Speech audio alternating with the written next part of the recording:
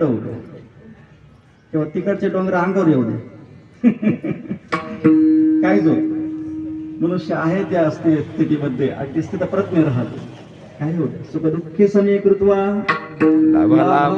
जया जयो मानापमान तुल्य मित्रपक्षयो अद्वेष्टा सर्वभूतानां मैत्र करुणे वच. हे सगळे तेच श्लोक आहे 12व्या.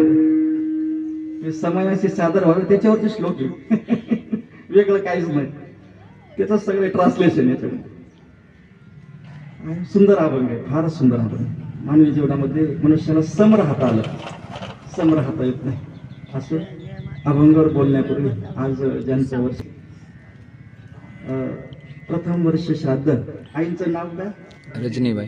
हा, रजनीबाई मधुकर आकसाळ. मधुकर आकसाळ अशा वैकुंठवासी श्री मातोश्री.